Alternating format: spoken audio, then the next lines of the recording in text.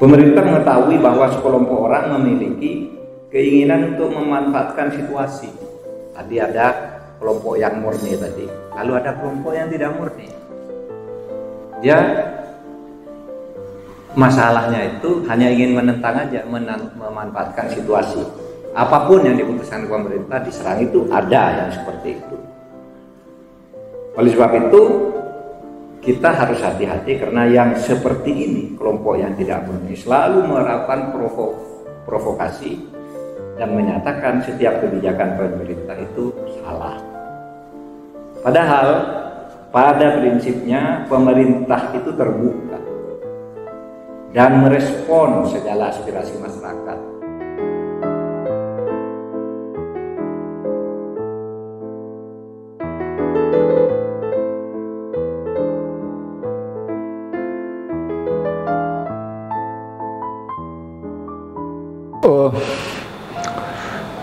Rekan sekalian, menjelang PPKM level 4 diberlakukan, pada posisi PPKM darurat masih berjalan, Menko Polhukam menyatakan ada pihak-pihak yang memanfaatkan situasi pandemi. Kalimat memanfaatkan situasi pandemi ini dalam bahasa lainnya aji mumpung. Kalimat aji mumpung ini kalau pakai bahasa asuransi, dia moral hazard. Dan ketika moral hazard ini kita pakai istilahnya di era pemerintahan Indonesia Hebat, Indonesia Maju, kita akan ketemu dengan beberapa peristiwa penting bahwa sesungguhnya yang memang terjadi adalah moral hazard. Yang pertama adalah pada 17 November 2014, ketika harga premium bensin dilepas dari 6.500 ke 8.500. Trisakti tinggal nama, jiwanya melayang entah kemana. Karena kenaikan harga premium dari 6.500 ke 8.500 sama dengan keberlakuan harga premium sebagai pasar bebas. Dia tidak lagi tunduk pada pengertian Mahkamah Konstitusi bahwa harga tunduk pada penetapan pemerintah yang tunduk pada pasal 33, yang artinya tidak sepenuhnya berlaku mekanisme pasar bebas. Yang orang lupa bahwa sesungguhnya keberlakuan kebijakan ini bisa dirujuk pada strong recommendation, rekomendasi yang amat sangat kuat dari Bank Dunia agar Indonesia segera memberlakukan mekanisme pasar bebas, mekanisme persaingan pada industri energi. Mereka menyebutnya sesungguhnya ini reformasi sektor energi sejak 97-98 yang menghasilkan listrik menjadi sedemikian rupa seperti sekarang, yang tidak karu-karuan posisinya. Demikian juga harga energi yang tidak karu-karuan. Itu langkah pertama. Lalu situasi kedua, karena saya terlibat, dua-duanya ini saya terlibat posisinya. Yang pertama saya terlibat karena ada seorang menteri yang meminta pendapat saya sebelum rapat kabinet.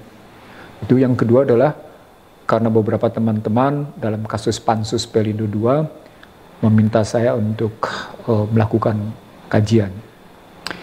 Hasil keputusan Pansus Pelindo II adalah salah satunya menghentikan perpanjangan kontrak Pelindo II dengan JICT, dalam hal ini dengan Hutchinson posisinya. Yang kedua, memberhentikan Rini Sumarno posisinya.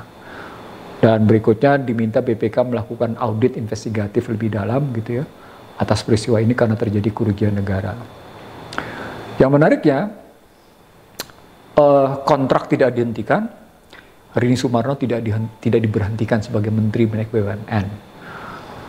Sesungguhnya kalau pakai Undang-Undang MD3 posisinya, Undang-Undang MD3 adalah Undang-Undang tentang kedudukan MPR, DPR, dan DPD posisi. Makanya disebut sebagai Undang-Undang MD3.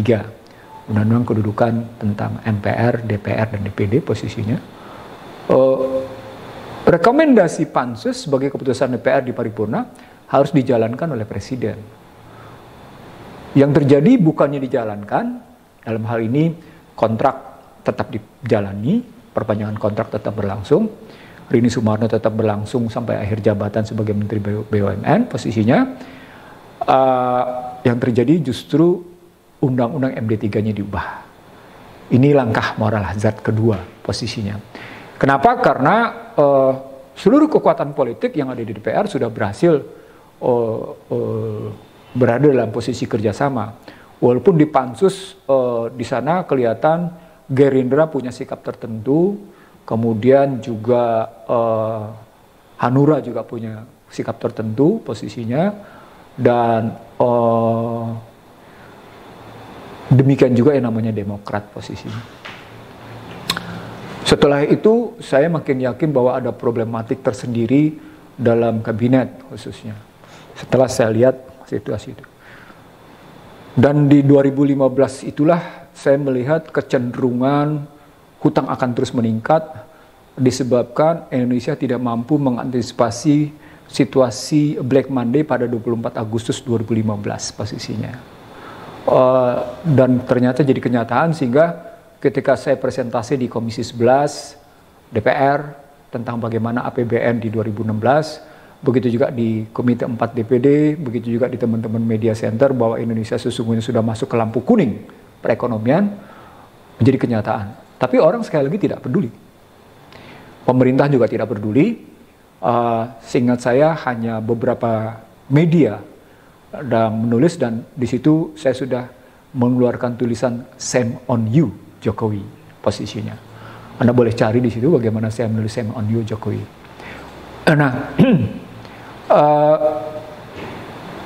justru yang saya saksikan betapa pemerintah seakan-akan percaya diri dengan situasi yang ada. Di tengah yang namanya gelombang perang dagang makin kuat, Amerika masih dalam posisi kesulitan menempatkan diri berhadapan dengan Cina. Dan benar ketika Trump melakukan perang dagang dengan Cina dan Trump menjatuhkan vonis perekonomian terhadap Indonesia dan Cina tetap bertahan, yang terjadi adalah 10 kebijakan yang membebaskan asing untuk masuk ke dalam sektor-sektor strategis, dari sektor pariwisata, sektor kesehatan, sektor pelabuhan, sektor pendidikan, dan sektor lain-lain.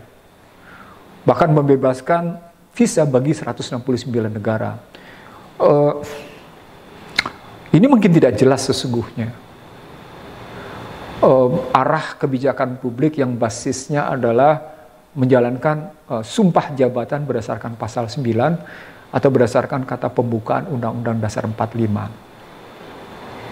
Makin hari makin tidak jelas, dan akhirnya ketika kampanye Pilpres 2019 saya menerbitkan buku Bangsa Terbelah yang di dalamnya saya mengurai tentang beberapa hal ekonomi politik yang menunjukkan situasi memburuknya kepercayaan publik, sehingga saya sebut sebagai social distrust, dan social distrust ini menjadi social disorder, dan social disorder ini menjadi apa yang saya sebut dengan social disobedient. Nah, social disorder itu muncul dengan keributan pada Pilgub DKI. Bagaimana kerasnya luar biasa, dan kelihatan di sana penggunaan sosial media sebagai senjata untuk saling mempengaruhi satu sama lain posisinya. Orang lupa bahwa penggunaan sosial media sebagai senjata ini akan melahirkan apa yang saya sebut sebagai VUCA, volatile, uncertain, kompleks, ambigu. Satu posisi yang terus-menerus, satu kondisi sosial yang terus-menerus gonjang-ganjing, satu kondisi sosial politik yang terus penuh dengan ketidakpastian, satu kondisi sosial politik yang terus-menerus dalam posisi kompleks, ruwet posisinya, dan satu kondisi sosial politik yang akan terus-menerus bersegi banyak. Dalam bahasa yang sederhana, VUCA melahirkan satu situasi surplus politisi, defisit negarawan. Ketika media sosial sebagai senjata dan menghasilkan fuka, maka keteladanan menjadi hilang. Keteladanan terletak pada alat posisinya, dan lagi kita perlu tahu di sini fuka juga melahirkan situasi orang untuk tidak saling percaya satu sama lain. Orang sulit mencari siapa sesungguhnya yang bisa dianggap sebagai bisa memberikan keteladanan, memberikan tingkat kepercayaan tinggi. Bukan sekedar itu. Selain kehilangan nilai-nilai dan kehilangan keteladanan, orang kesulitan mencari kepastian. Nah, pada saat itulah mereka yang mengendalikan teknologi menjadi penentu kemana arah masyarakat posisinya. Nah, sampai pada kondisi seperti ini, saya melihat pemilu 2019 penuh dengan kecamuk yang berpotensi memecah belah bangsa. Sebagaimana saya tulis dalam buku saya, Bangsa Terbelah. Namun saya tetap berkeyakinan bahwa akan tampil tepatnya satu kondisi hukum bejana berhubungan. Jika ada pihak yang mau memecah belah, pasti ada pihak yang sedang mempertahankan integrasi. Artinya itu juga berlaku pada apa yang saya sebut sebagai hukum Archimedes. Artinya pada saat yang sama itu juga berlaku sebagai hukum magnetik yang sesama kutub akan tarik-menarik, yang berlawanan kutub akan tolak-menolak. Artinya akan terjadi satu energi yang basisnya adalah satu resistensi posisinya yang akan diberikan muatan arus pemikiran tertentu sehingga melahirkan apa ya dengan energi positif atau energi negatif. Nah, sayangnya yang kita lihat adalah orang sudah bisa menduga tentang keputusan Mahkamah Konstitusi yang masa jabatannya diperpanjang menjadi 7 tahun posisinya. Padahal dalam pengalaman saya, sejak Mahkamah Konstitusi berdiri sampai dengan saya berkali-kali menjadi staf saksi ahli atas beberapa judicial review, saya melihat adalah problem interpretasi yang sangat berbeda tentang apa yang saya sebut sebagai kedaulatan ekonomi dalam konstruksi menerjemahkan pasal 33 ayat 1, 2, dan 3 yang berhubungan dengan pasal-pasal lain sebagai ekonomi konstitusi yang kemudian dilingkupi oleh kata pembukaan Undang-Undang Dasar 45 yang tugas paripurnanya adalah memberikan pembebasan pada apa yang saya sebut sebagai membebaskan ketertindasan, membebaskan kebodohan, membebaskan kemiskinan, membebaskan ketimpangan atau ketidakadilan, termasuk membebaskan dari kehinaan. Moral hazard berikut saya lihat di sini muncul ketika sekelompok orang yang menolak kehadiran revisi Undang-Undang KPK dan sudah diingatkan oleh pejabat KPK dan muncul demonstrasi macam-macam, tapi revisi Undang-Undang KPK tetap berjalan. Lalu berikutnya adalah bagaimana Undang-Undang Nomor 4 2009 menjadi Undang-Undang Minerba baru. Lalu berikutnya saya lihat Perpu 1 2020 menjadi Undang-Undang 2 2020 posisinya. Dan yang paling menarik adalah Undang-Undang Cipta Kerja atau yang dikenal dengan Omnibus Law. Semua situasi ini menggambarkan satu gambaran, satu keadaan I am the law. I am the law dalam perspektif tadi, yang penting saya berkuasa. Soal nanti bagaimana, toh saya sudah terjamin oleh yang namanya sejumlah partai yang berpihak pada saya. Sehingga tidak akan ada proses pemakzulan yang digagas oleh DPR karena DPR sudah dikuasai, aji mumpung artinya di situ. Dan pada saat yang sama disadari bahwa proses di DPR juga tidak akan melahirkan satu kondisi yang bertentangan dengan kebijakan eksekutif posisinya. Itu makanya Undang-Undang 220 menunjukkan DPR menyerahkan haknya kepada hak budgetingnya kepada eksekutif dengan alasan global pandemic posisinya atau krisis kesehatan. Nah, ini moral hazard yang cukup mendalam. Orang melihat moral hazard itu dalam perspektif demikian bukan sekedar aji mumpung tapi sudah ada keberanian melanggar konstitusi. Misalnya tentang bagaimana kita tidak bisa melakukan kajian atas pasal 27 ayat 2. Tiap-tiap warga negara berhak atas pekerjaan, penghidupan yang layak bagi kemanusiaan. Nah, mereka tidak bisa menggugat tentang betapa namanya tenaga kerja asing masuk leluasa di tengah yang namanya masyarakat Indonesia sendiri dilarang bergerak kemana-mana. Ini moral hazard. Salah satu wujudnya. Jadi ketika Menko Polhukam Mahfud MD menyatakan ada pihak yang memanfaatkan situasi pandemi dan ternyata dalam the end game tidak terjadi, maka sesungguhnya yang jadi kenyataan yang moral hazard itu atau yang memanfaatkan situasi itu adalah pemerintah. Bukan siapa-siapa.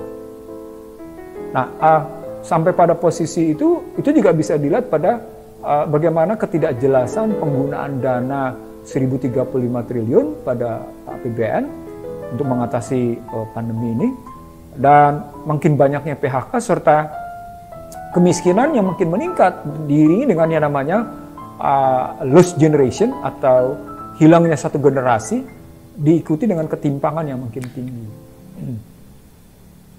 Nah, pada saat yang sama, masyarakat diajak kerjasama untuk melakukan sumbangan, sementara mereka tidak pernah mengajak diri mereka untuk melakukan bagaimana kerjasama dengan baik atas situasi ini. Nah, saya kira ini gambaran bahwa krisis moral hazard sedang terjadi di Indonesia. Bagaimana mengatasinya, kita akan sambung dalam kesempatan YouTube yang akan datang. Terima kasih.